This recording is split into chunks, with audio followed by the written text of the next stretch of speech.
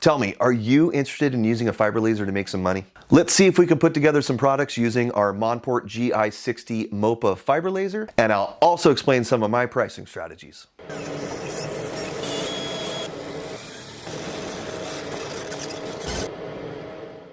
If you're in the laser engraving business or looking to get started, wedding gifts are an awesome way to get into the game. With millions of weddings every year and countless design possibilities, there is no shortage of work in this niche. And with weddings especially, personalization is key. That's where the fiber laser comes in. In today's video, we're going to be putting together a complete set of gifts with the groomsmen in mind.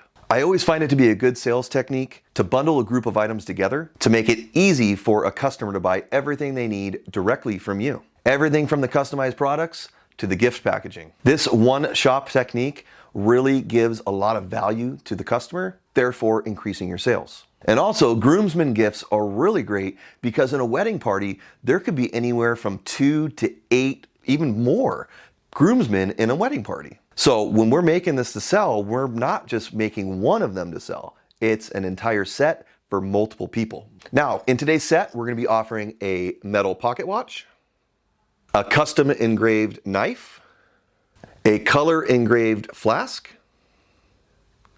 and of course, a customized gift box.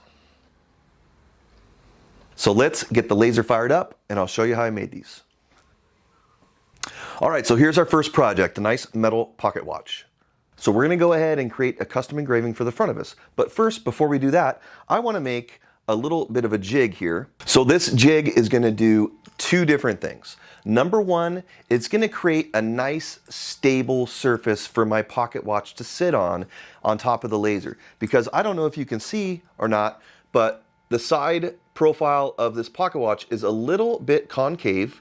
So when I had it flat on my laser bed, it kind of wanted to move around up and down like this a little bit. It wasn't laying perfectly flat, which we need to make sure we're in focus. The second thing that this jig is gonna do is it is gonna give me a nice 90-degree reference point. So when I install the stops on top of my laser bed, I'm gonna be able to reference this corner and make sure my jig is in the same exact spot every time. So batching these out is gonna be really simple in the future. It's always really important to think about how you can batch out projects, because if you're making these to sell, you're not just doing one or two of them, you're gonna be doing multiples.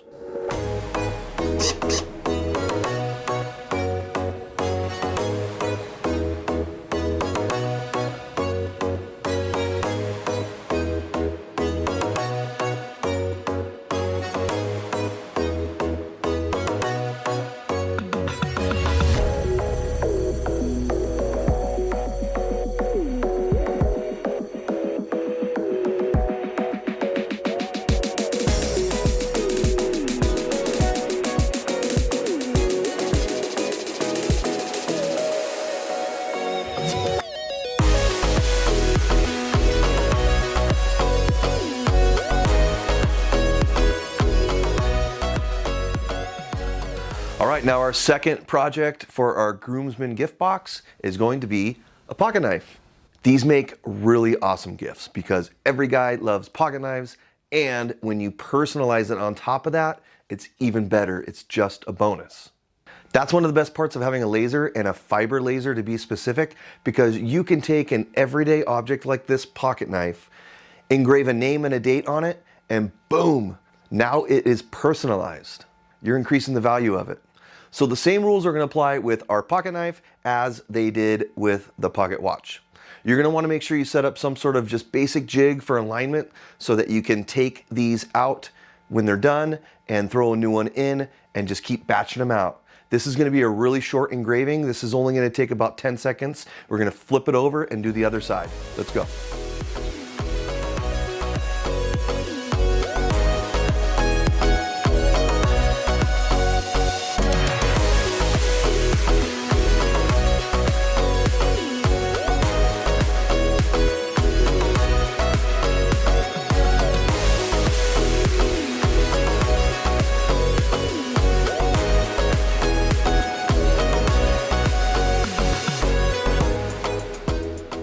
All right, and the third project for our Groomsman gift set is going to be an absolute necessity, and that is a stainless steel flask. So with this project, I'm going to do something that's a little bit different to me. I'm going to try some color engraving on this stainless steel. That's one of the coolest parts of owning a MOPA fiber laser, is you're able to actually get colors engraved into stainless. Now, I've been playing with this and doing some testing, so here's some of my results so far on these stainless little business cards. I'm getting some pretty cool golds and some blues and purples, greens. It depends on how you look at these in the light, but you can see here we're coming up with some pretty cool colors. And you know, I've just done test after test with these. Color engraving is going to depend on the specific laser that you have, the power level, the laser source, and the temperature and humidity conditions of your shop, but also the specific material that you're engraving on. So whenever you're trying to make a production run with color engraving, or really anything for that matter, you want to test on the actual material that you're going to be using. So you can see here I have an extra flask, the same exact source for the one I'm going to be using in production, but I've gone ahead and done some material tests on here just to get a sample of what the actual engraving is going to look on the product. Another thing to consider with flasks is that they are curved. So that's going to introduce another variable into this color engraving, which is your focus height. So I have a focus stick that I've specifically made for my 200mm lens that comes on the GI60 Fiber Laser. But if I place it to the top part of this curve here, I'll be in focus here at the high point, but on the right and the left, I'm going to be out of focus. The laser head is going to be farther away here and here than it is in the middle. So that is definitely going to affect our color engraving. So I suspect on this, based on my testing, that we're going to have a little bit of a multicolor effect here, which I think could possibly look cool. So let's go ahead and throw the actual piece on there and let's try it out.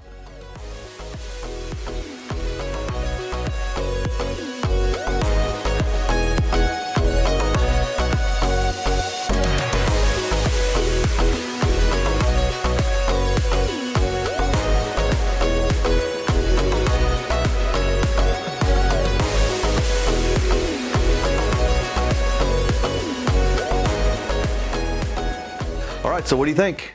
You can see, like I expected, we're definitely getting some like multicolor chameleon effect on this, which looks pretty cool.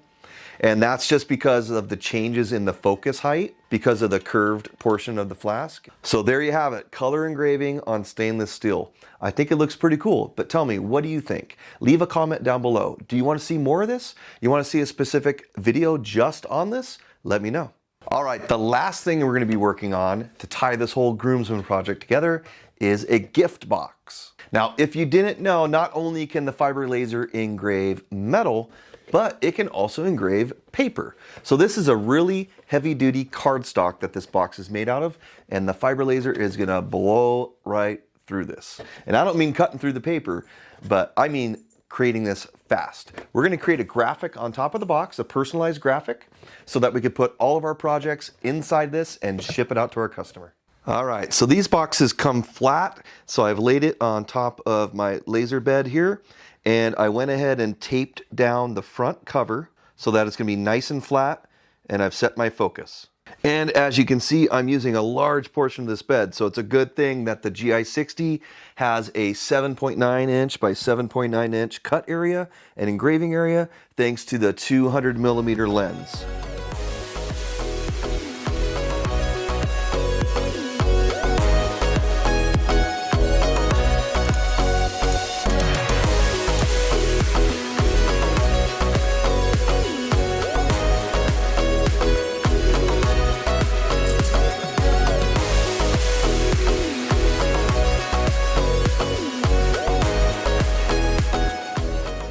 So now that we're done with all the projects, let's go ahead and get them boxed up and ready to ship.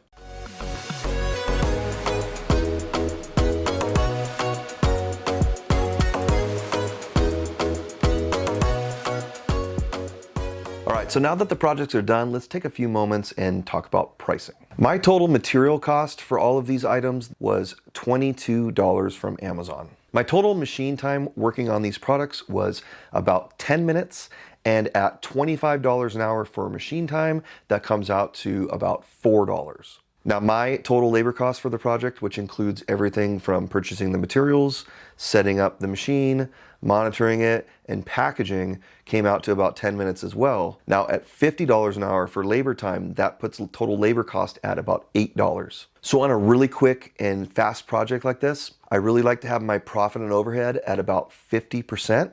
And remember, I'm going to be selling these on Etsy, so I have to take into account that Etsy is going to be taking about 10 or 15% off of my price as a fee for using their service. So that's why I like to have my profit and overhead at about 50%, because I know some of that's going to be knocked off from Etsy. So if we're using that number, that puts $17 onto the total cost. So that brings us to a final price of $51 for this whole entire Groomsman set. So additional items to consider when you're pricing. As I said before, wedding gifts are really awesome, especially groomsmen or bridesmaid gifts, because you're not only making one gift. There's usually a set of anywhere from 3 to 8 groomsmen. So in a situation like that, I would definitely run a special where if you're buying more than 2, I'll definitely be lowering that price, because it's not going to be adding a whole lot of labor to batch out multiple products. So this $47, $48 price is really just for one, but almost no one's going to be buying one. That price is going to come down as I increase the amount or the bulk that I'm selling. Additionally, you have to look at what the market is willing to pay for something like this too. $45, $47 might seem a little crazy to some people, but when you break it out and you look at the cost that goes into this, and you also look at what other people are charging for it online and what other people are getting for it, that can really help you justify your price. And the bottom line for me, probably the biggest tip I can give on pricing, is you have to make sure that it's worth it for you personally to be making this. I have to ask myself that all the time. Is it really worth it for me to be making this? In my pricing example, I could definitely lower my profit margin instead of 50% to about 20, 25%. But then, is it really worth $10 for me to be making one of these sets? To me, no, I don't think so. But that's something that you're going to personally have to ask yourself each and every project. So, what do you think about my pricing strategy? Do you think it's too high, too low? What would you do? Go ahead and leave a comment down below. I'm really interested to hear your thoughts about this, because there are so many different viewpoints on pricing. I would love to hear someone else's. So there you have it.